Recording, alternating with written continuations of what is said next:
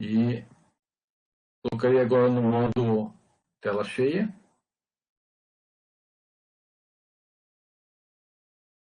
E se alguém tiver algum problema de visualização, por favor, me avise, né?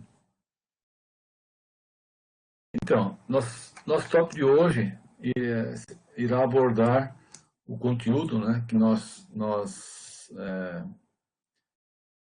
especificamos no início do semestre, que é a análise da estereoquímica, não mais a conformacional, mas sim a configuracional, né? E do que trata, então, esse tema? Porque não está andando.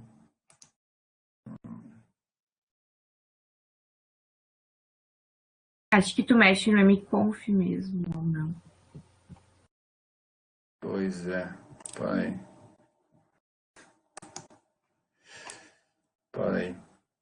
Eu deveria ter acesso.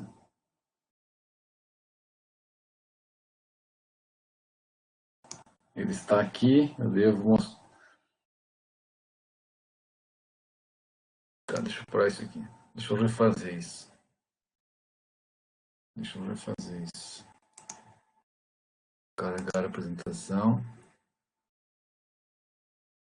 Tá, ela está aqui. Vou confirmar. Ela está aqui agora.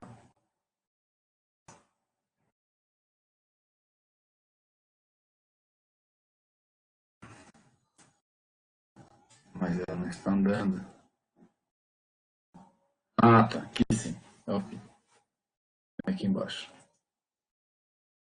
Então, a estereoquímica configuracional, ela se diferencia da conformacional por uma questão muito importante, que é a restrição, né, da análise aos isômeros. Então, na estereoquímica conformacional, você pode comparar os aspectos rotacionais de qualquer molécula, de qualquer função, entre elas ou entre as funções idênticas ou diferentes, né? Então, é um aspecto que se relaciona com as rotações que as ligações simples, né, elas podem apresentar no espaço. A configuracional, então, ela fica restrita a um conjunto de moléculas que tem que ser isoméricas, são isômeros, então tem que ter a mesma fórmula molecular. Você não pode discutir a estereoquímica configuracional entre compostos que não são isômeros, né? Bom, por que tem essa divisão também, né? Porque na configuracional nós temos a discussão, né, do arranjo absoluto das moléculas no espaço. E esse arranjo absoluto, você não converte um arranjo absoluto no outro através de um processo rotacional. Não tem essa conversão, tá? Então, aqui tem uma figurinha de uma elevação, um morro, né, com uma estrada, apenas representativo, mostrando que na análise conformacional, a nossa discussão é centrada no processo rotacional, que é um processo mais fácil de acontecer. Então, é como se nós contornássemos uma colina por um caminho de menor energia, né? Entretanto, você tem a possibilidade de cruzar a colina pelo caminho de maior energia, pelo topo máximo, pelo topo da montanha, pelo ponto máximo de energia. Então, do ponto de vista figurativo, né, isso representaria, na análise conformacional, a rotação de uma ligação simples, que é o caminho mostrado aqui pela estradinha, né? Para análise configuracional, se você quer converter um estereoisômero configuracional num outro, né, você tem que passar por um nível de maior energia, e esse nível implica a quebra, né, na ligação química. Então, a conversão de um isômero configuracional no outro, ela envolve a ruptura de uma ligação química. Então, a barreira energética será maior. E é exatamente essa barreira que separa os estereoisômeros, né? Então, tu tem, por exemplo, um estereoisômero conformacional. Vamos pegar o etano. A forma anti e a forma sim. São estereoisômeros conformacionais, né? E o que separa eles é uma barreira de energia. E essa barreira é bem baixa, né? Agora, se nós olharmos os estereoisômeros configuracionais, em que uma forma em relação à outra só pode ser convertida se romper a ligação química, então a barreira será muito maior. Tá? Aqui eu chamo a atenção de vocês que nós sempre devemos observar, né? Observar a forma, né, que as moléculas, como elas são desenhadas, né? Então, não esquecer, né, da linha em cunha, da ligação em cunha, da ligação tracejada, e para o carbono, sendo tetraédrico, né? Então, você vai ter o tetraedro e ele tem que ser desenhado de acordo, né? Então, duas ligações que se aproximam e duas ligações que se afastam do observador, que são as ligações em cunha e tracejadas. E duas ligações sólidas no plano. Tá? Tá, não tem alguém, tá, ok.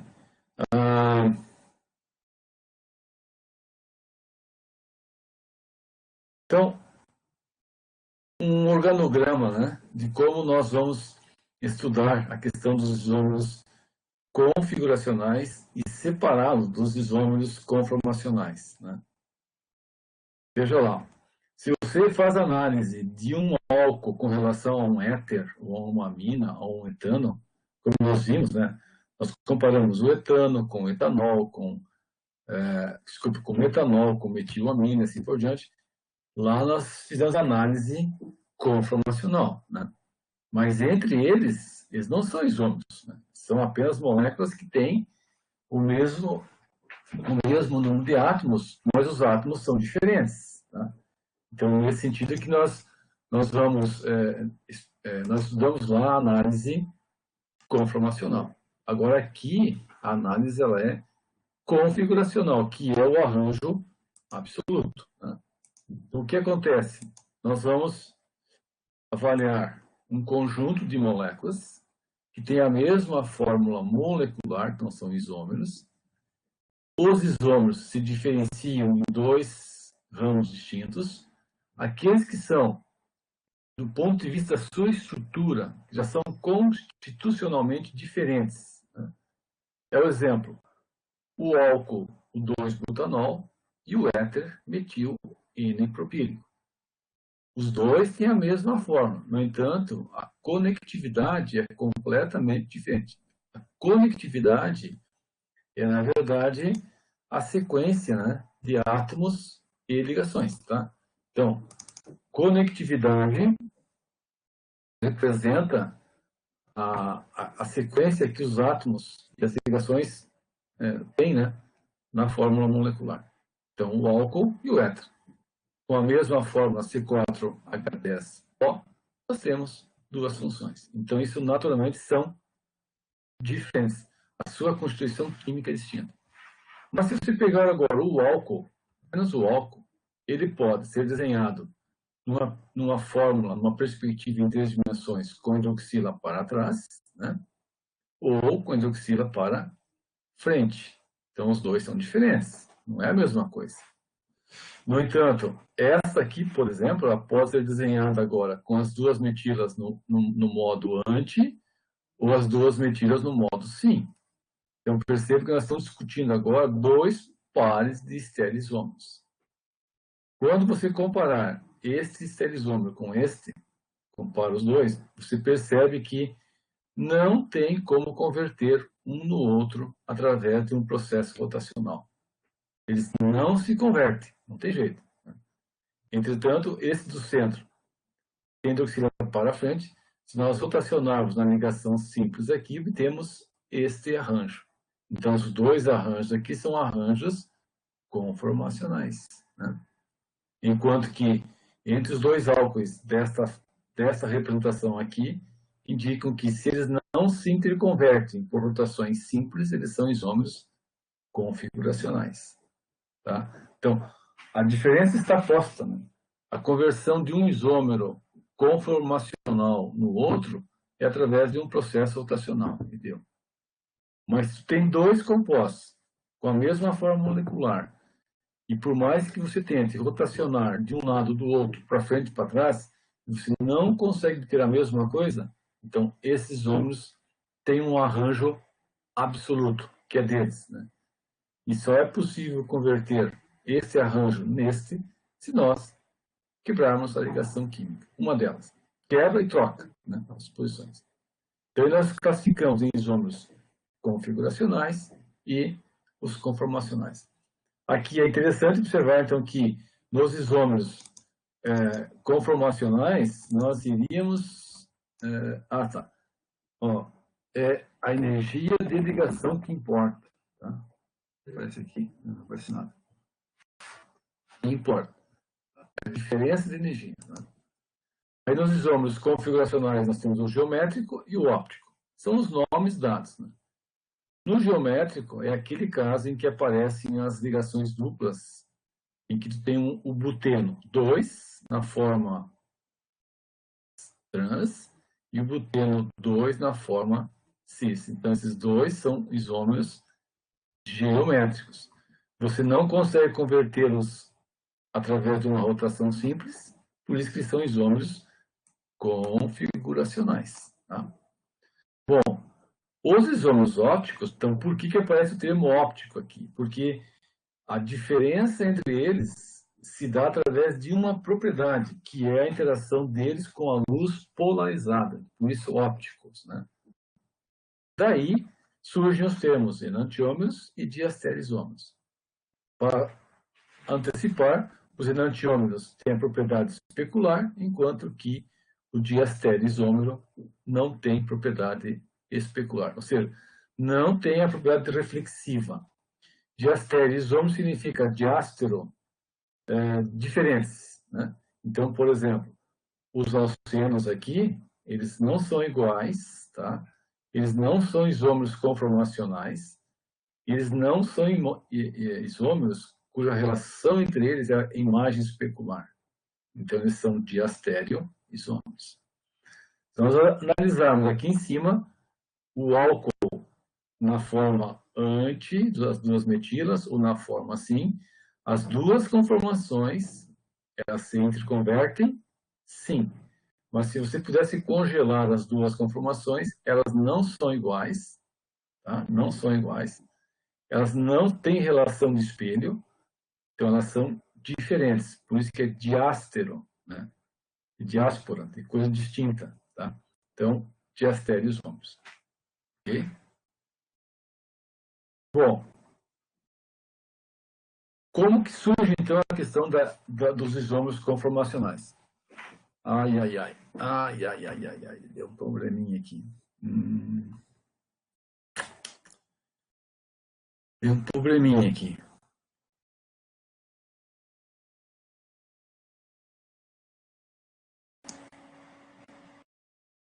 Você enxerga essa imagem?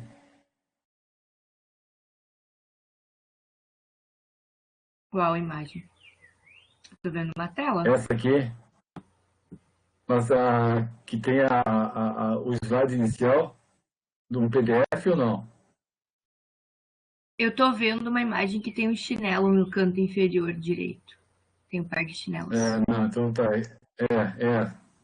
Não, é que é assim, eu vou ter que parar essa forma aqui, porque ela está danificada. Vou pegar esse aqui, ó. Agora mudou, né? Sim. Tem outra imagem, né? Tem aquela inicial, de novo.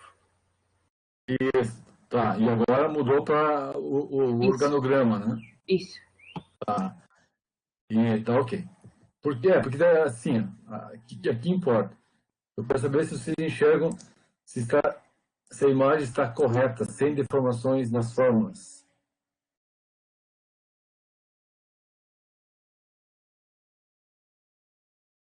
Tá Para bem, mim, né? o slide está certinho, senhor. Tá, perfeito. Então aqui é importante. Ó. O que eu fiz aqui? Desenhei uma série, um conjunto de moléculas e vamos analisar as diferenças entre elas. O que elas têm em comum, o que elas não têm em comum. Então, por exemplo, aqui. Por isso que se chama análise configuracional, a análise do arranjo, né, absoluto. Então, por que absoluta? Vamos comparar o bromo, o álcool, né? O etanol que tem o bromo aqui. O átomo de bromo orientado anti em relação ao H, nas duas formas, nas duas projeções em cavalete. Na primeira projeção, as duas metilas estão à direita. Na segunda, as duas estão opostas. Então, é um arranjo antiperiplanar e que nós observamos as duas metilas no mesmo lado ou em lados opostos. Então, a pergunta é, este álcool e o segundo, eles podem se interconverter a partir de uma rotação simples dessa ligação química aqui? Ou seja, se eu quiser executar uma rotação aqui, eu consigo converter uma na outra? Se você responde que sim, então eles são conformes. Mas se você rotacionar, não importa para que lado, e você não consegue obter a mesma estrutura ou especular, então eles não são conformes entre eles. Tá? Então, entre eles aqui, ó, a pergunta é essa: são iguais? A resposta é não. Podemos converter um no outro através da rotação simples dessa ligação aqui que está de referência? A resposta também é não. Então, você não consegue interconverter um no outro a partir de uma rotação simples. E eles, né, eles têm a mesma fórmula molecular, ou seja, são formados por 4 carbonos, né, 4 carbonos, eles têm 3, 6, 8, 9 hidrogênios, um átomo de bromo e um grupo O. Então, com essa fórmula molecular, tem 2 arranjos. E esses arranjos não se interconvertem através de uma rotação simples. Tá. Se você agora olhar o composto cíclico, o ciclopropano, o grupo metila aqui de um lado, metila do outro. Então, no ciclo, em lados opostos, esse é o isômero trans. Metila do mesmo lado. Então, esse é o isômero cis. Entre os dois, você pode transformar um no outro através de uma rotação simples? Não. São iguais? Não. Então, esse é o caso, né? Aqui aparece a definição que nós iremos usar, né? Que são os isômeros ópticos, os isômeros que são imagens especulares e assim por diante. Então, próximo exemplo. Passou. O próximo exemplo é do alceno. Aqui, tá? O alceno, que tem uma ligação dupla, 2 substituintes do mesmo lado. Então, esse alceno tem uma terminologia que é o cis. Lados opostos, né, da ligação dupla, é o isômero trans. Esses dois são isoméricos? Sim. O que eles são? São iguais? Não. São imagens especulares um do outro? Também não. Eles são diferentes. Então, se eles são diferentes, nós chamamos de diastério isômero. Então, este exemplo dos 2 alcenos diastério isômeros, este exemplo do ciclo cis e trans diastério isômeros e desses 2 arranjos do álcool também são diastério isômeros. Então, não são iguais e não são imagens especulares. Tá? Bom, vamos seguir. Se nós analisarmos agora, comparando esse álcool com o de cima. Então, o que vai acontecer agora? Nós vamos comparar, né? Nós vamos comparar o álcool aqui de baixo com o de cima, com este. Então, agora, muito cuidado, né? É aqui que entra a discussão da análise configuracional. Você percebe que os 2 átomos, bromo e o grupo hidroxilo, estão nas posições idênticas, porém as 2 metilas, elas estão em lados opostos. Elas continuam no mesmo lado, mas em lado oposto. Tá? Se você olhar agora este aqui, que tem as duas mentiras em lados opostos, anti, né? Aqui também é anti. Então, estas duas representam uma forma especular e essas duas representam outra forma especular. Tá? Então, nós compararmos esses pares, são 4 moléculas, entre elas, as duas primeiras são diastéreos isômeras e essas duas aqui são imagens especulares. E esta também é imagem especular. Então, eles não são iguais, tá? Não são iguais. Eles são diferentes? Depende da tua relação. A resposta é sim, são diferentes. São diastéreos isômero? Depende da tua relação. Então, entre eles aqui, sim, mas entre esses dois, não. Então, no caso, as imagens especulares representam a relação entre o de cima com o de baixo aqui e este com este. Ok? Se você agora olhar o composto cíclico, então, eles não são imagens especulares, eles não são iguais, então eles são diastéreo isômeros. Tá? E quando nós pegamos agora no conjunto delas, nós agrupamos. Essa representação é a imagem especular dessa aqui. Então, se você imaginar um espelho que passa entre as duas, a reflexão é direta. Então, imagens especulares desse aqui e do composto cis. Então, a imagem especular do cis é o cis invertido. A imagem especular do trans é o trans invertido. E aí esses objetos, né? Esses objetos que têm uma relação especular, você pode enxergá-los no nosso dia a dia. Então, por exemplo, um chinelo. Né? Um par de chinelos, eles guardam entre si uma relação especular. Eles são iguais? Não. Eles são diferentes? São. Né? Mas que diferença é essa? A diferença é a relação especular. Então, nós vamos passar por um conceito agora que nos diz respeito a essa questão da propriedade de ser especular. Então, um objeto que é visível, né, ele só é visível porque ele reflete a luz. E dependendo de como ele reflete a luz, você pode enxergar uma imagem especular ou uma imagem difusa, né? Então, numa superfície regular, homogênea, isotrópica, a luz, quando é refletida, ela é refletida nos mesmos ângulos. E quando a imagem ela é formada numa superfície rugosa, o espalhamento dos raios luminosos ocorre em qualquer direção. Né? Então, a reflexão especular, se diz que ela é a reflexão do espelho. Né? Ela funciona como sendo mirror-like, como se fosse um espelho. Né? Ou um aspecto glossy, que é assim, lustroso, brilhoso, uma coisa que brilha. Então, a superfície da Terra ela é reflexiva. Né? Já a superfície da Lua ela é rugosa. Né? Bom, nesses casos,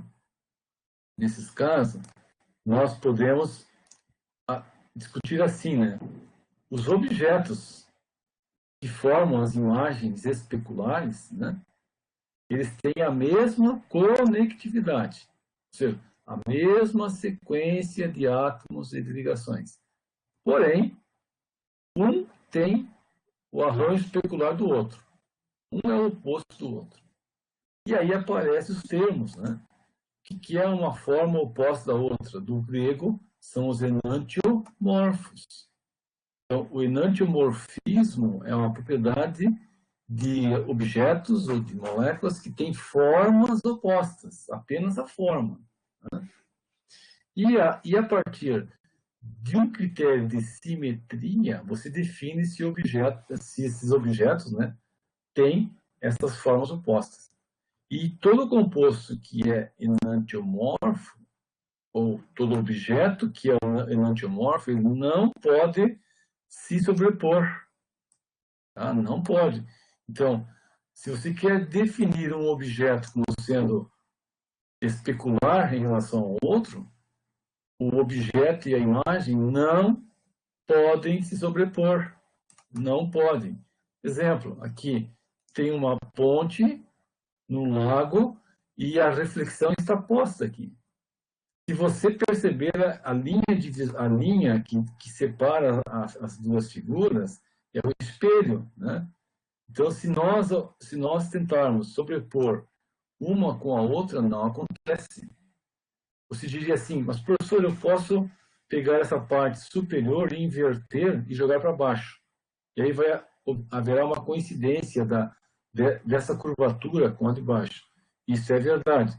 Só que quando se faz esse processo rotacional de jogar para baixo, essa porção que está lá atrás, que são as árvores, ela fica para frente. E aí você não tem a coincidência, né? A propriedade especular é isso. Você não consegue sobrepor todos os pontos. Tu consegue sobrepor um ou dois, mas não todos. Então, por isso que nasce o termo enantiomorfos. Tá? Bom, e nesse sentido, na química, surge então essa propriedade, ela começou a ser discutida bastante com o Pasteur, né? Em que ele consegue trabalhar com alguns compostos, né, de interesse biológico na época, né?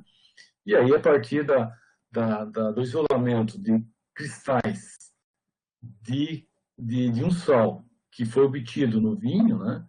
Ele, a partir do isolamento, ele fez assim manualmente, catou os objetos ou os cristais que tinham uma forma oposta à outra. E esses objetos pertencem, né, ao ácido tartárico. Então, o Pasteur foi o primeiro pesquisador a introduzir esse conceito, né, de simetria e de imagens especulares. Então, através da observação microscópica, com lupa e pinças, ele vai separando os cristais, um de forma oposta ao outro. E o ácido tartárico, ele cristaliza exatamente dessa forma. Então, tem um ácido tartárico que cristaliza com essa forma e o outro é a forma especular. O que nós queremos saber é essas formas cristalinas reais, né? Quem são elas? Qual é o ácido que de fato representa essa forma aqui? Qual é o ácido que representa essa forma? Olhando apenas a questão do objeto, da forma cristalina, nós não temos a resposta. Então, se puder dizer assim, a forma cristalina do ácido tartárico é essa aqui. Mas alguém poderia dizer, é essa aqui. Então, essa certeza nós não temos agora. E aí vem a questão, o dilema maior para os químicos. Como identificar essas moléculas? Tá? Na época, né, uma das técnicas que era disponível para eles era trabalhar com a luz polarizada. Então, o que eles sabiam na época? Que soluções desses dois ácidos, né, quando expostos à luz polarizada, tinham um desvio, ora à direita, ora à esquerda. Então, a única informação disponível que diferenciava um do outro era esta. Um era levógeno e o outro era o destrógeno. Quer dizer, um desviava a luz polarizada à direita e o outro à esquerda. Tá? Bom, então, a isomeria, né, configuracional, os isômeros configuracionais, eles se relacionam através de uma propriedade, que é a propriedade especular. Então, como exemplo, o limoneno, ele existe nessa forma que eu chamo de mais, destrógeno, e existe o menos, o levógeno. Aí, se nós olharmos um do outro, a relação é especular. Né? Em frente a um espelho, o mais produz o menos, e assim por diante. Tá? Então, o que nós temos que pensar aqui, né? Que na relação especular, você tem uma oposta à outra, mas elas não são interconvertidas através de rotações. Tá? E cada uma delas tem propriedades distintas. Então, o limoneno mais é encontrado na laranja. O limoneno menos é encontrado no limão, cada um com as suas propriedades. E eles, por exemplo, eles podem ser usados para sintetizar outros compostos, como, por exemplo, o mentol, né? Então, o limoneno, ele é transformado no mentol e esta transformação permite, por exemplo, que se forme um inseticida do tipo Wright, né? Que tem um dos componentes, que é o mentol. E o mentol é encontrado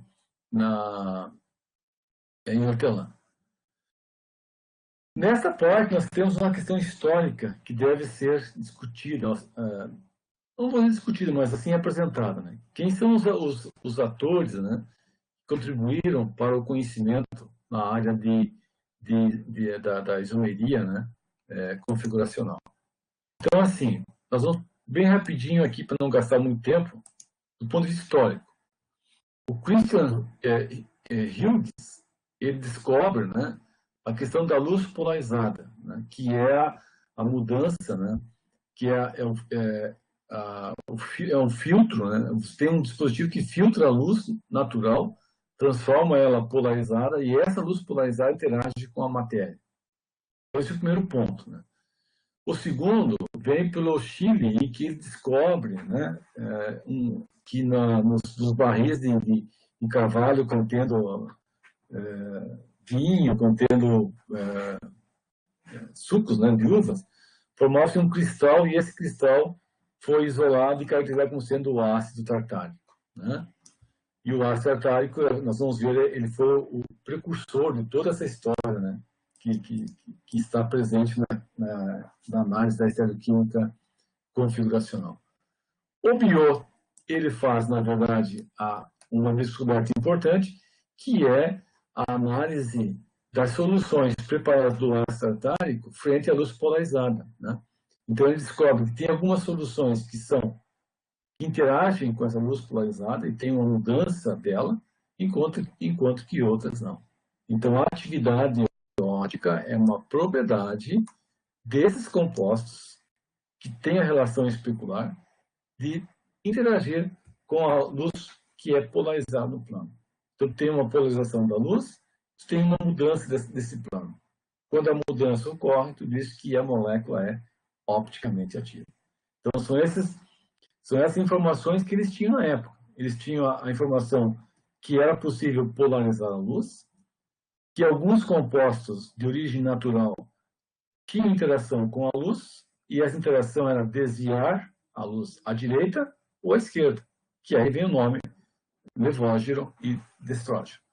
E essa propriedade chama-se atividade óptica. Tá?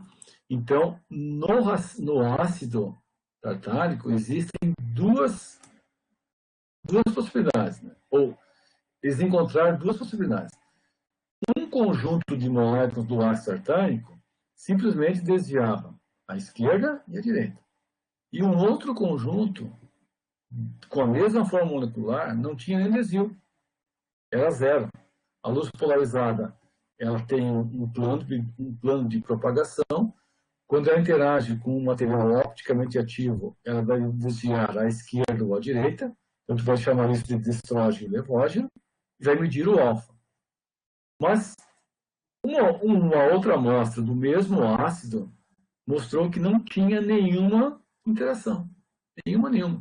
Então, mesmo a mesma forma molecular, no entanto, o arranjo interno, por alguma razão, não provocava o desvio na luz polarizada. Então, aqui, à esquerda, são as moléculas opticamente ativas, nesse caso, no destrógeno, e à direita, o que se chama de mistura racêmica, aquela que não tem interação com a luz polarizada e que, portanto, o plano de propagação da luz permanece inalterado. Então, se diz que ela é opticamente inativa.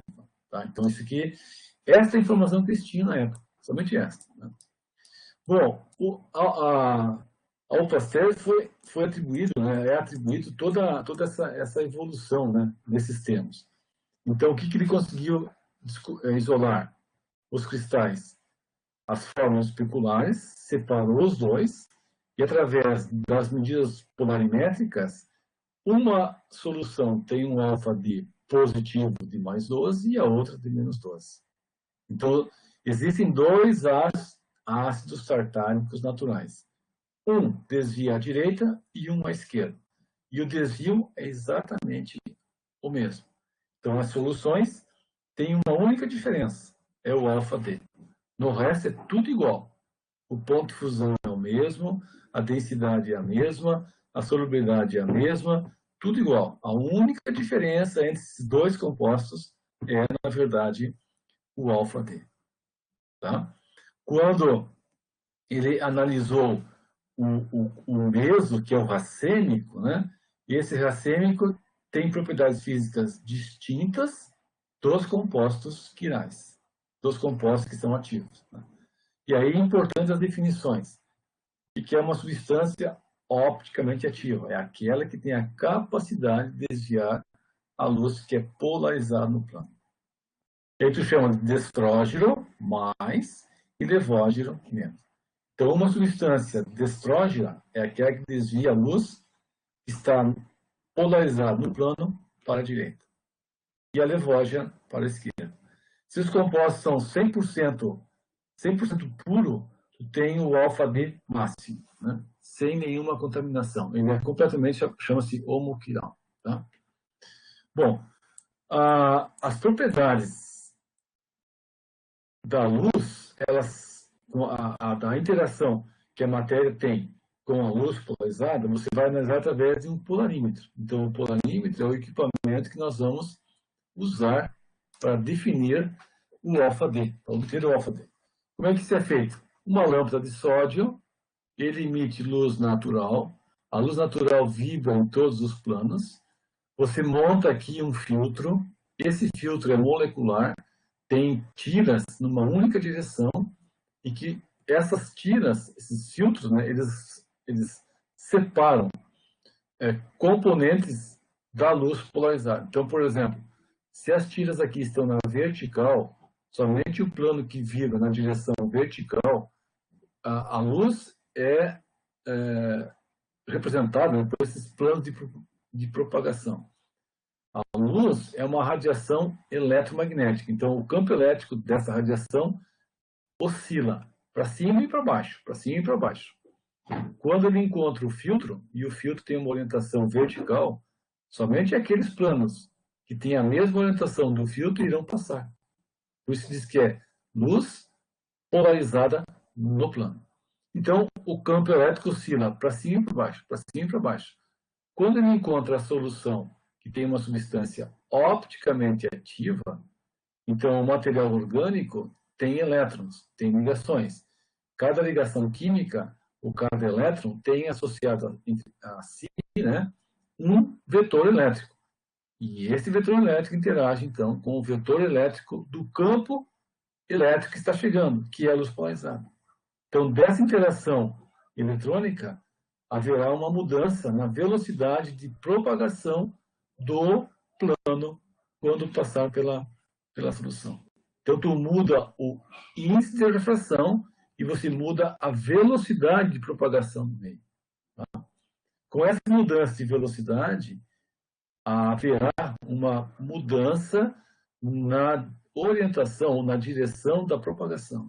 Então, esse plano original que oscilava verticalmente, a partir da interação com a amostra que é opticamente ativa, essa oscilação ela pode agora ocorrer um pouquinho mais à direita ou um pouquinho mais à esquerda. E aí você mede o alfa, que é exatamente o desvio. Esse alfa aqui representa o quanto a matéria interage com a luz polarizada que está chegando. Tá? E aí um analisador permite ao observador definir quanto, em graus, né, quanto foi essa interação em graus. Então, o polarímetro é isso. Né? Dois polarizadores, a luz passa por um, filtra os planos, um único plano passa, esse plano da oscilação do campo elétrico interage com a matéria. Dessa interação, você pode ter um desvio agora à direita ou à esquerda, então o levógeno e o destrógeno, e você mede o alfa-D. Então é a única diferença entre elas, não existe outra. Tá? Não existe outra. É usar o polarimetro e a partir dele definir quem são os isômeros. Tá? Então, assim nascem os termos levógiro e estrógeno. Agora, nós vamos nos deter no fato aqui, nesse fato. Né? O ácido tartárico existe em 4 arranjos possíveis. 4 arranjos. Primeiro, segundo, terceiro e o quarto. O que acontece entre eles agora? Entre eles, né? Os 2 primeiros são imagens especulares.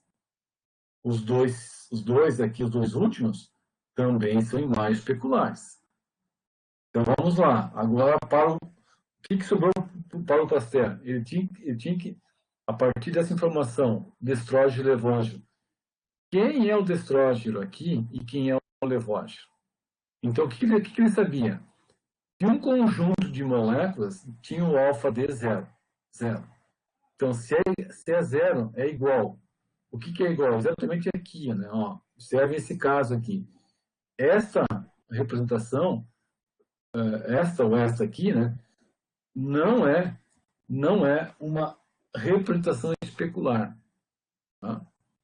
Então, se nós olharmos bem, haverá uma delas que representa o isômero levo rotatório e uma delas que representa o isômero destro rotatório. Só que essa informação ele não tinha. Né? Ele sabia que uma delas era. Agora, qual era qual? Ele não sabia. Né? Então, nós vamos aqui introduzir um termo chamado meso, né? E o outro, o par de enantiômeros. Par de enantiômeros, que tem a forma oposta. Vamos lá. Se você pegar aqui, vamos pegar essa primeira aqui. Essa primeira. Se você rotacionar, tá? Rotacionar na ligação simples, aqui, né? Você joga a hidroxila para cima e a carboxila para a esquerda. Ok? Então, tu vai obter uma estrutura que tem mais ou menos a seguinte forma. Ó. A hidroxila para cima, hidroxila para cima, carboxila à esquerda e carboxila à esquerda. Depois, os 2 átomos de hidrogênio. E aí você vai enxergar que elas são exatamente iguais. O que eu quero dizer com iguais é que aqui tem o OH, aqui tem o OH, nesse lado está o átomo de hidrogênio e nesse lado aqui o átomo de hidrogênio. Nós rotacionamos, tá? Do outro lado, eu chamo de grupo Z o carboxílico, tá? E aqui o Z. Ok. O que acontece nesse conjunto agora aqui? Então, se nós pegarmos, nós vamos fazer a mesma coisa. Vamos pegar esse aqui. Tá? Vamos rotacionar a ligação simples e reposicionar os átomos. E o que acontece? Tá? Aqui um aqui, 2, 3, para cima, à direita e à esquerda. Tá? Então, deixa eu apagar isso aqui, ficou ruim esse aqui. Tá? Aqui. Então, desenhar novamente os átomos.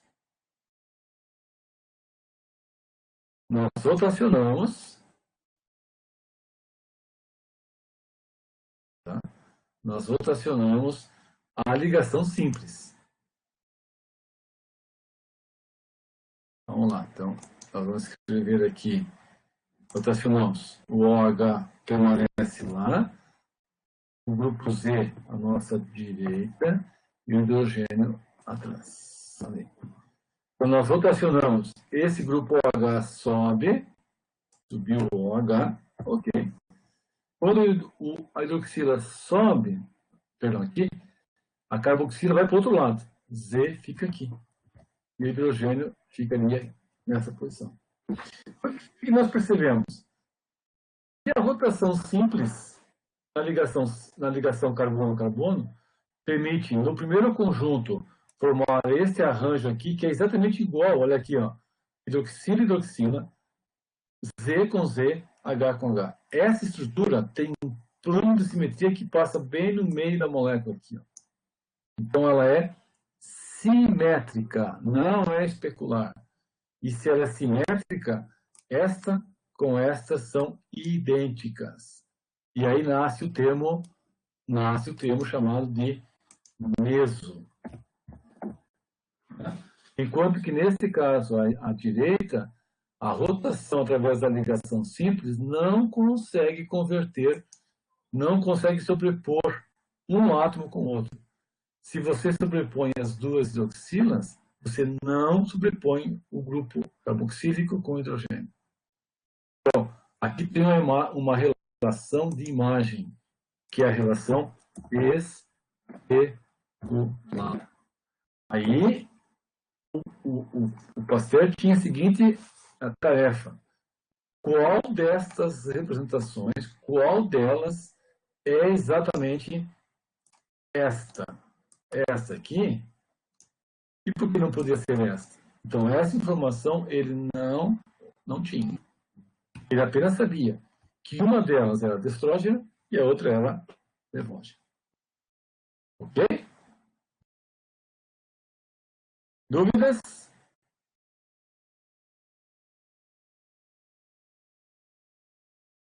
Então, nasce o termo simetria. Né?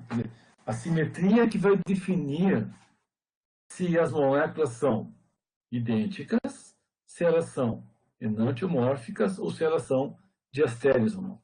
Né? Então, o critério de simetria é o que vai nos guiar entre uma estrutura idêntica, uma estrutura enantiomórfica ou uma estrutura diastéreo isomérica. Então, como exemplo, no nosso dia a dia, né?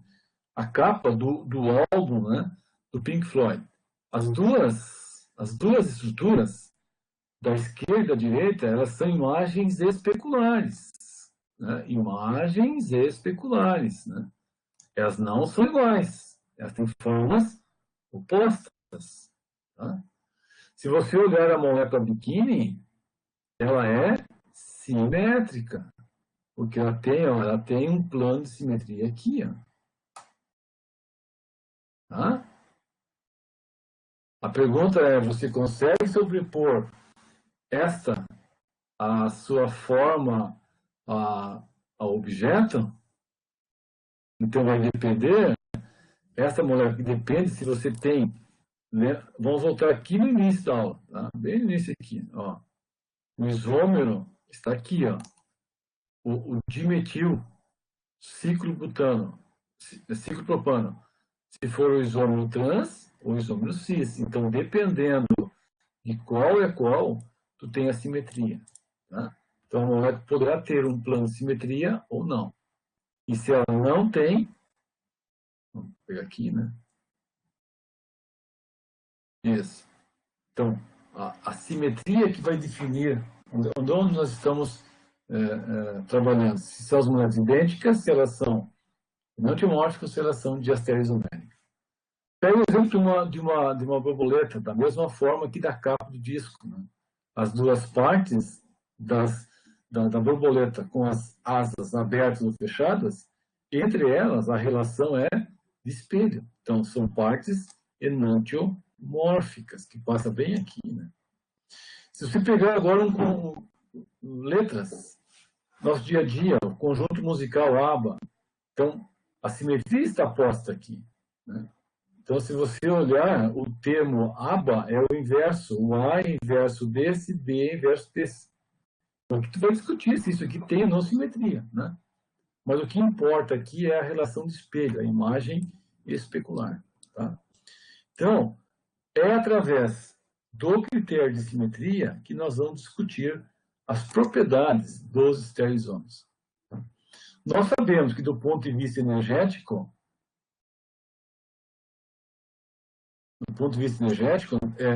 a separação se dá através da ligação química. Só que essa é mais difícil de você avaliar. Né? Então, é mais fácil olhar o critério de simetria.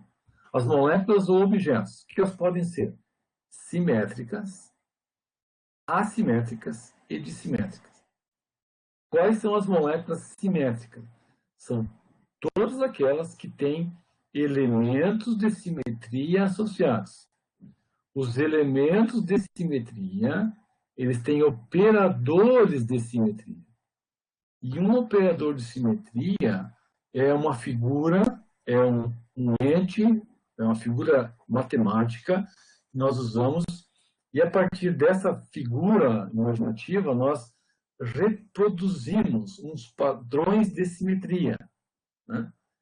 O que quer dizer a simetria? É quando você olha uma estrutura em que, no seu todo, as propriedades não se modificam, quando você faz uma rotação, uma translação ou algo diferente, né?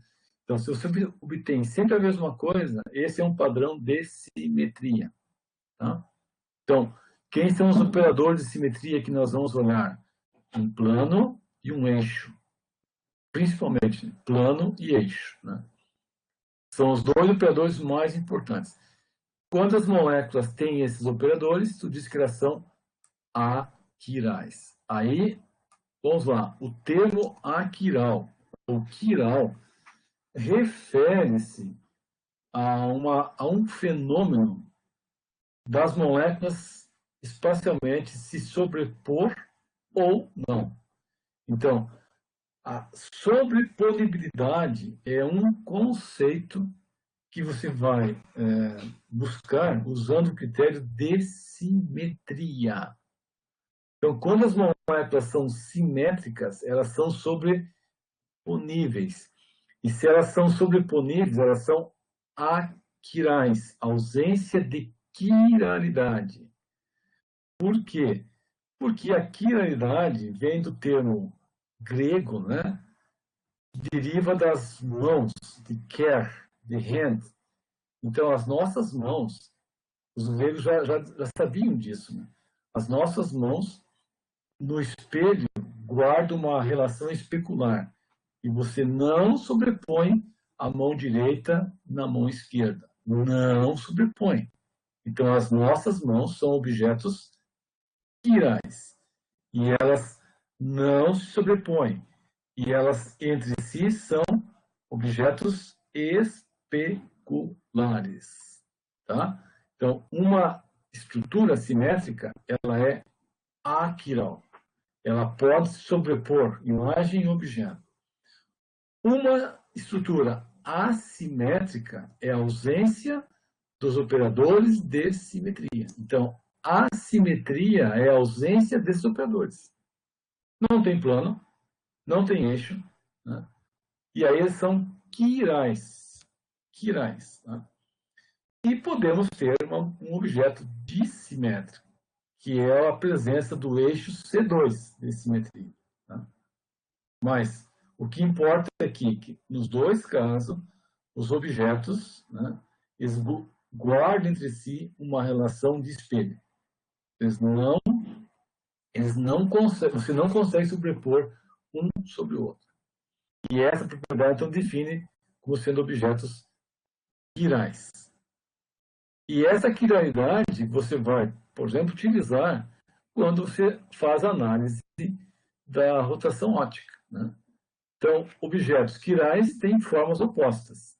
Objetos quirais não se sobrepõem. Se eles não se sobrepõem, eles têm uma interação com a luz distinta. Então, um objeto quiral, digamos, ele interage com a luz no modo estrógeno, e a sua imagem interage com a luz no modo levógeno. É isso. Né?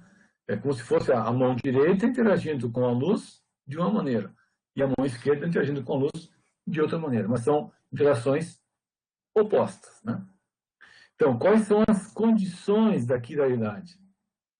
É esta aqui. A principal delas é o eixo quiral. Desculpa, o centro quiral. A principal delas. Tem que ter um centro quiral. Uma segunda, que também é importante, depois nós vamos analisar, é o eixo quiral. Mas a mais importante é o centro de quiralidade. E um centro é aquele que tem 4 substituintes diferentes. Metil, flúor, cloro e hidrogênio.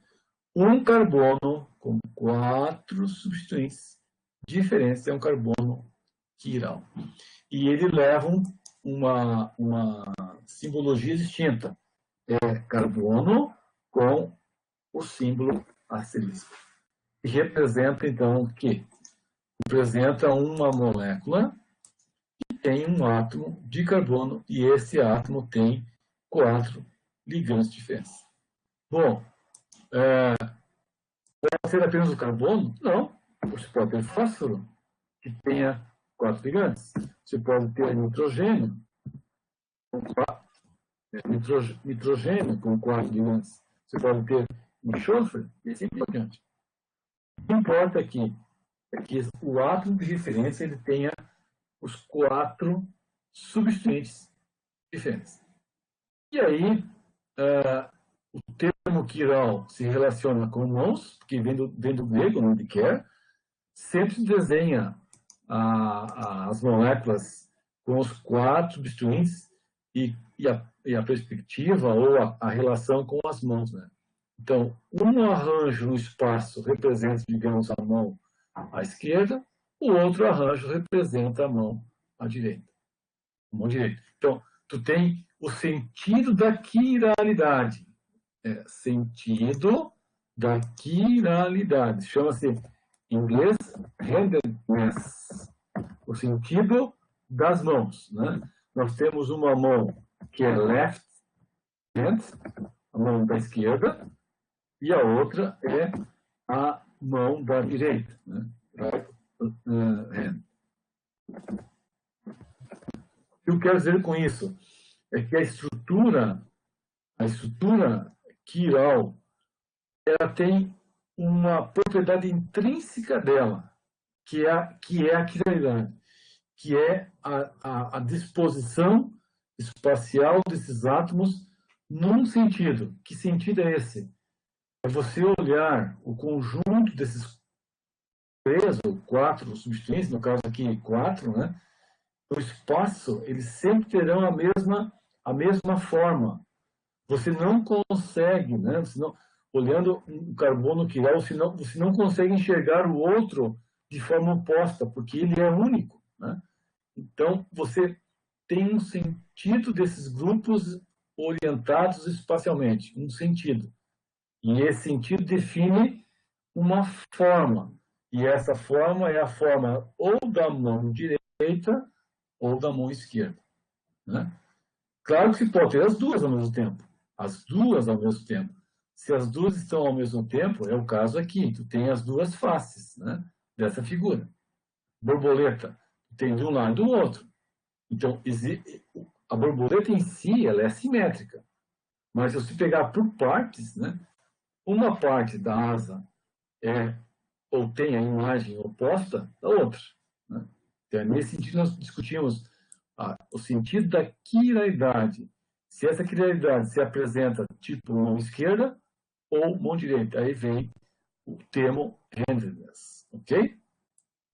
Bom, nós vamos dar um tempinho agora. Agora são 11h30. Voltamos às 15 para o meio-dia. Tá bem?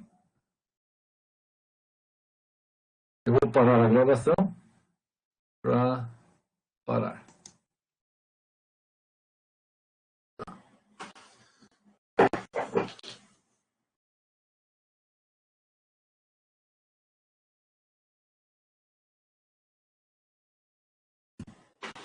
Ok, então a aula está nós estamos reiniciando a gravação, né? Então, assim, da análise configuracional, os isômeros configuracionais, eles são aqueles isômeros que têm entre si uma relação especular, de espelho, imagem e objeto. Eles são formados por moléculas que têm um carbono, e esse átomo de carbono apresenta 4 substituintes diferentes, então um carbono assimétrico. Então a ausência de simetria é que define, né, se o composto tem ou não a isomeria configuracional. E esse carbono sendo assimétrico, apresentando 4 substituintes diferentes, ele não pode ter elementos de simetria, nem um eixo e nem um plano de simetria. É a única condição? Não, claro que não. Existem aquelas moléculas dissimétricas, nós vamos ver mais tarde. Mas nesse momento, assim, o isômero configuracional, ele tem que ter o carbono assimétrico. Tem que ter 4 ligantes diferentes. Estabelecendo essa condição, a molécula é dita quiral. Então, uma molécula quiral é aquela que não pode, a sua imagem não pode se sobrepor ao objeto. Então, moléculas quirais não são sobreponíveis. Como se diferencia uma da outra? O ponto de fusão é idêntico. O ponto de ebulição é o mesmo. A densidade é a mesma. Índice de refração é a mesma. Viscosidade é a mesma. Exceto numa única propriedade, que é a interação com a luz.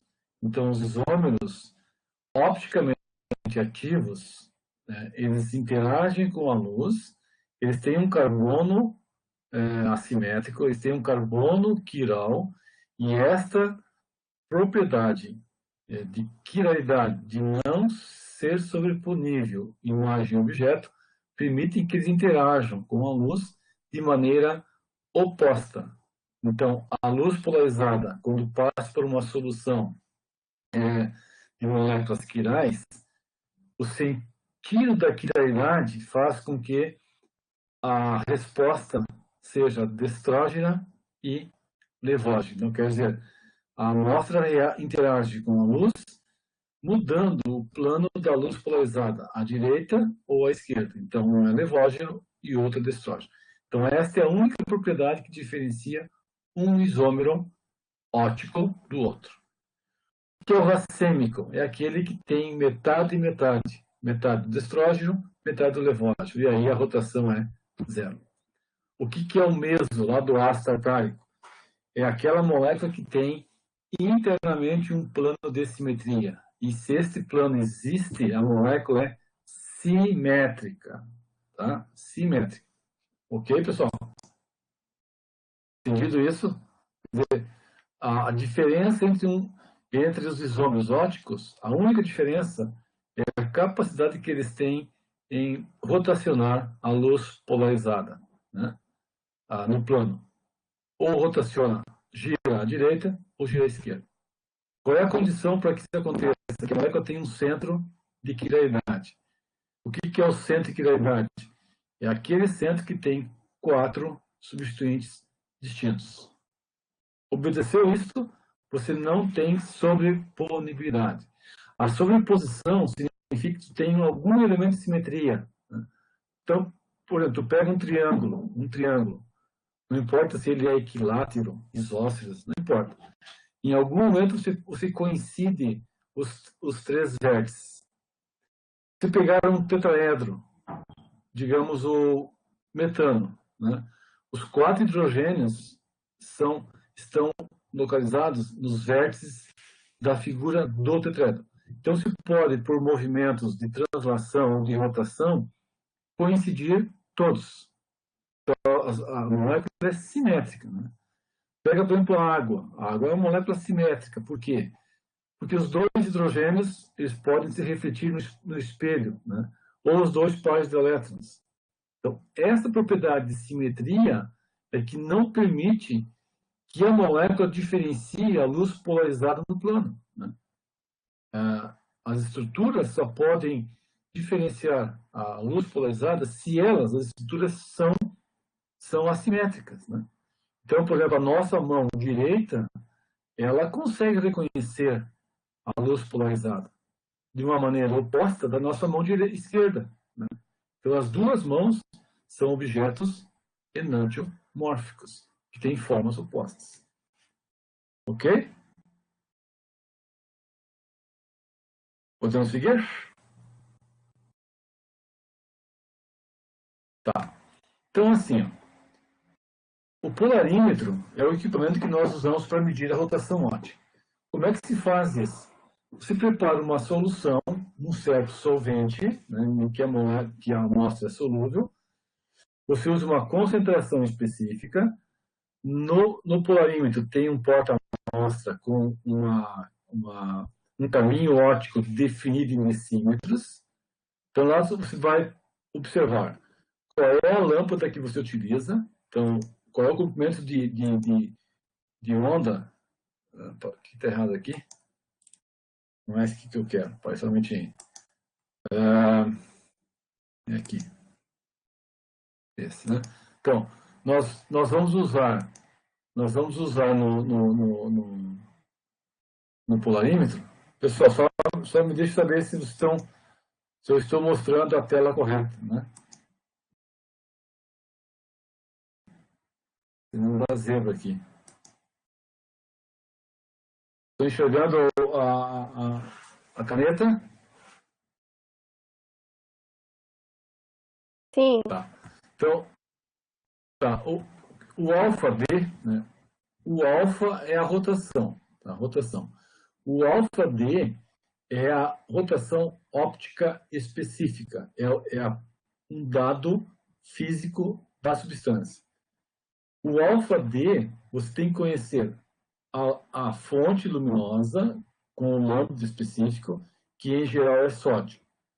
A temperatura que você analisa, T, você vai medir o alfa da substância num certo comprimento de onda, numa certa temperatura, conhecendo a concentração da solução e o caminho óptico, que é o L. Então, quanto mais concentrado, quanto maior o caminho, maior é o alfa D. É uma propriedade aditiva. Como é que se faz na prática? Você vai preparar uma solução, uma concentração de gramas por 100 ml, vai pegar uma alíquota dessa solução, colocar na cubeta e fazer análise. No equipamento, existem os digitais e existem os manuais, né? Então, o digital, você chega lá, prepara a solução, põe na cubeta, escolhe o lambda, a temperatura é TA, em geral, anota, né, qual é a concentração que você preparou e ele vai ler automático. Daí tu tira, então, o alfa D, que é a variação, o alfa, dependendo da concentração. Então, essa é a expressão que nós vamos usar, e aí você vai colocar o termo aqui em cima, 100. Tá? Por que esse 100? Porque geralmente nós usamos a concentração em gramas por 100 ml. Tá? Se for uma amostra pura, líquida, você não precisa preparar a solução. Aí tu usa direto isso aqui, alfa C, que é 1, né, por L, que é o tamanho do porta-amostra. Tá? Então, o alfa D é a propriedade que nós usamos para diferenciar um enantiômero do outro. Aí tu tem o alfa D mais 12 e o alfa D menos 12, como foi o caso para o acertar. Bom, por quê, né? Por que uma amostra interage com a luz de uma forma, luz polarizada, e a outra de forma oposta? Então, assim, ó, resumidamente, ó, aqui tem um exemplo de um carbono quiral. Um carbono que tem 4 substituintes diferentes. Metil, fenila, nitro, hidrogênio. Cada ligação com o centro tem um dipolo apropriado, um dipolo específico dele. Ligação CH, ligação C-metil, ligação C-fenil, ligação C-nitro. Então, notem que esse carbono quiral, ele tem uma polaridade intrínseca dele, que pertence a ele. Esse carbono não tem, de maneira alguma, ele consegue ter uma polaridade zero. É isso que faz uma molécula quiral interagir com a luz, né? O que é a luz, né? É a propagação de uma onda luminosa no espaço. E essa onda se propaga, né, com um vetor elétrico que oscila para cima e para baixo, né, digamos no plano vertical. E esse vetor elétrico na verdade, ele que vai interagir com o vetor elétrico que as moléculas apresentam, né? Então, em geral, as moléculas são neutras, né, mas têm ligações polares que tem um dipolo, e esse dipolo também oscila, ou seja, esse dipolo da matéria interage com o vetor campo elétrico da radiação eletromagnética. Então, dependendo dessa interação, ela pode ser mais forte ou mais fraca. Então, o que acontece com a molécula quiral? Ela tem um centro de quiralidade. E esse centro tem 4 substituintes diferentes. Então não tem jeito. Para esse carbono, para esse ponto de referência, existirá um vetor elétrico resultante que não é igual a zero. Então, aqui no desenho ao lado, nessa esfera, é exatamente essa ideia. Olha, nós vamos somar vetorialmente os 4 vetores. Nenhum deles é igual ao outro, porque não são grupos substituintes iguais, são diferentes. Então, existirá uma resultante.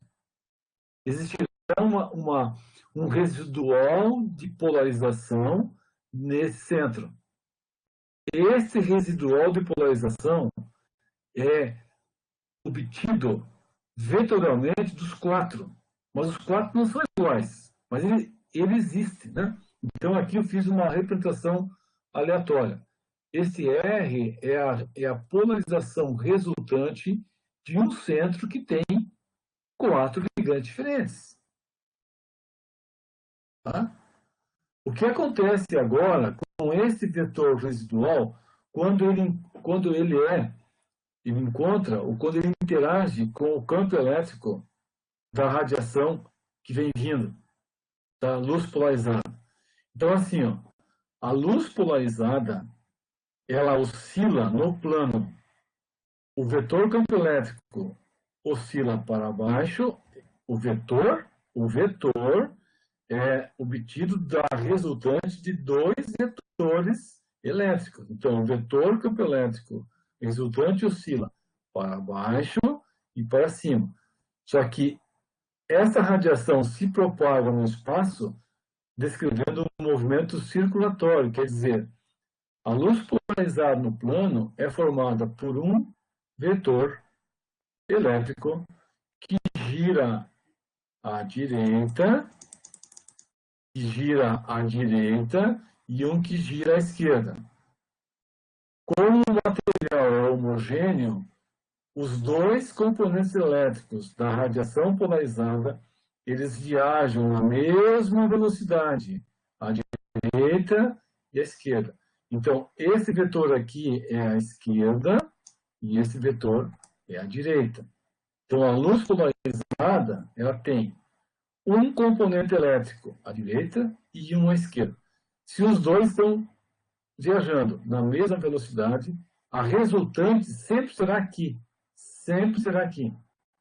Então, quando eu chegar nesse ponto aqui, na horizontal, é exatamente aqui, no ponto C. No ponto C. Quando eles começam agora a descer, um vetor está aqui e o outro está aqui, a resultante é exatamente aqui. Então, percebo que quando os 2 componentes viajam na mesma velocidade, a resultante é sempre no mesmo plano. Então, você não muda a direção de propagação. O que nós queremos fazer aqui é avaliar de que maneira esses vetores que giram à direita e que giram à esquerda, como que eles interagem com esse resultante, com essa polarização resultante aqui, né? Então, essa polarização terá um sentido. Se essa molécula aqui tem uma polarização que é, digamos, à direita, a favor, digamos, do nitro, a imagem dela é à esquerda. Isso quer dizer que esses vetores que formam a luz polarizada no plano, o vetor à direita, eles irão interagir com aquele residual de polarização. Então, quando a luz chegar nela, na nossa imagem, e ela recolher a luz polarizada, tem 2 componentes, um que gira à direita e um que gira à esquerda. E dessa interação, tu vai ter uma velocidade distinta. Então, os 2 componentes agora não mais viajarão com a mesma velocidade. Terão velocidades diferentes. Tá? Diferentes. Então, não tem jeito, né? A amostra, digamos, que tem um vetor de polarização, o objeto, ela tem na imagem o inverso. Então, os 2 componentes viajam com diferentes velocidades. E essa diferença de velocidade faz com que o plano da luz polarizada gire à direita ou gire à esquerda.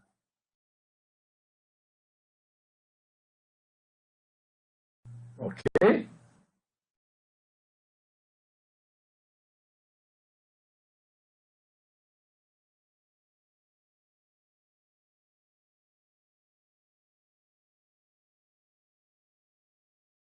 Ok? Ó, a luz polarizada no plano. É esse plano aqui. Tá? Este. Agora,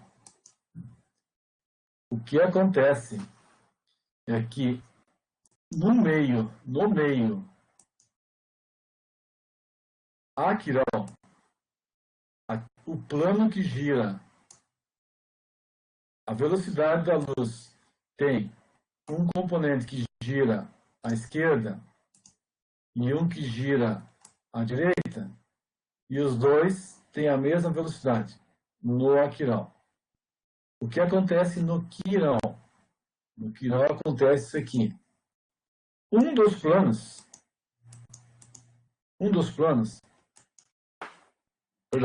componentes tem uma velocidade maior. Então, vamos supor, ele tem uma velocidade maior, significa que ele se desloca mais à direita e o outro fica para trás. Digamos assim, ó. Se você agora tirar o vetor resultante dessas duas, nós encontramos o vetor aqui. Ó. Então, a resultante estará exatamente aqui. Isso quer dizer que agora a luz polarizada interagiu com a matéria, que é opticamente ativa, e dessa interação, um dos componentes elétricos da luz polarizada se propaga mais rapidamente e o outro mais lentamente. Como consequência, tem um desvio. E é esse desvio que nós vamos olhar. Aqui é o ângulo θ, ou é o ângulo alfa da forma. Tá? Uma consequência importante, os materiais quirais, que é esse caso aqui, macroscopicamente, eles desenvolvem uma hélice, macroscopicamente. Por quê? Essa figura aqui representa a polarização resultante de uma molécula quiral. E no espaço, as moléculas elas tendem, né, a obter um arranjo apolar. Como que uma molécula quiral, que tem um residual de polarização, como que ela responde, como que ela se organiza no sentido de obter a neutralidade? Simplesmente ela dispõe o dipolo no início aqui para cima, e esse dipolo residual vai girando lentamente, formando uma estrutura em hélice. Então, no início o dipolo está para cima, e nesse ponto aqui ele está para baixo. Observem que nós estamos descrevendo uma estrutura na forma de hélice. Então, uma outra observação importantíssima. Os compostos quirais sempre se apresentam na forma de hélice. Qualquer molécula quiral irá se organizar no espaço macroscopicamente, desenvolvendo uma hélice. Então, a estrutura helicoidal só é possível naquelas moléculas que tenham, né, centro de quiralidade. Então, a hélice pode ser à direita ou à esquerda. Por que é assim? Porque nós vamos de novo retomar essa questão aqui. O centro quiral tem um resíduo de polarização. E você não pode alinhar essas moléculas, todas elas, digamos, paralelas, com o resíduo de polarização para baixo, por exemplo. Por que não pode fazer isso aqui? Porque senão a molécula seria polar. Né? ela não se sustentaria. Então, se for esse arranjo do dipolo residual, vai ter uma polarização muito alta, né? E o material seria instável. Então, como é que ele responde? Ele vai, macroscopicamente, cada dipolo individual de cada molécula, esse dipolo residual, ele vai se orientando, descrevendo uma hélice. É o que está posto aqui, ó, né? Então, o dipolo para cima, depois ele vai girando para a direita, fica na perpendicular, contorna por baixo e desta maneira ele vai orientando os dipolos e no final, um para cima e um para baixo, desenvolve uma hélice. E essa hélice terá agora, a hélice, né, terá uma polaridade desse ponto até este igual a 0. Ok? Então, as estruturas quirais que nós enxergamos na natureza, todas elas são oriundas de um fato. Qual é o fato? Da presença de centros quirais. Então, por exemplo, os aminoácidos D e L são quirais.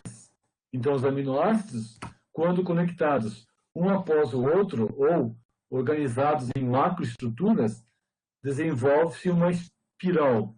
E essa espiral é sempre seguindo o padrão do centro quiral. Então, por exemplo, o aminoácido L tem uma espiral para a direita, o aminoácido D tem uma espiral para a esquerda. O que é mais importante aqui, nesse momento, é o centro de quiralidade que define a forma helicoidal. Moléculas quirais se organizam na forma helicoidal. Pega, por exemplo, o polietileno. É um fio que não desenvolve hélice. Por quê? Porque não tem centro quiral. Então, se você imaginar as lâminas que formam o polietileno, são lâminas planas, não tem nenhuma torção. Agora, se você pegar, por exemplo, um fio de seda, um fio de cabelo, uma proteína, o DNA, pegar a celulose, pegar o amido, todos eles desenvolvem uma forma helicoidal. Todos eles se apresentam na forma de hélice. Por quê? Porque lá no interior, aquilo que constitui esse material tem um centro. Um ou mais, não importa, mas tem um centro. E esse centro é de quiralidade. E se é de quiralidade, naturalmente a molécula desenvolve a torção. Naturalmente, esse residual aqui de polarização, ele busca uma neutralidade. E essa neutralidade se encontra macroscopicamente na orientação dele. Ele vai se orientar no espaço, no início para cima, e gradativamente ele vai girando, né, à esquerda ou à direita até que ele fique invertido. Quando ele fica invertido, tu tem uma hélice. Tá? Quando você olha na natureza, então, por exemplo, ali na região de Lajeado, tem um empresário, o Horst Comércio de Cactos, né? Então, os cactos, por exemplo, aqui, eles têm uma torção, à direita ou à esquerda. Essa forma torcida tem uma única origem, né? Tem uma única explicação. Então, são moléculas que formam esse material e essas moléculas são quirais. Um R, outro S, não importa, mas são quirais.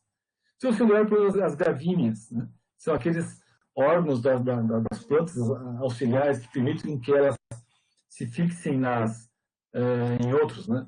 Quando você olha elas têm uma forma, e essa forma é helicoidal.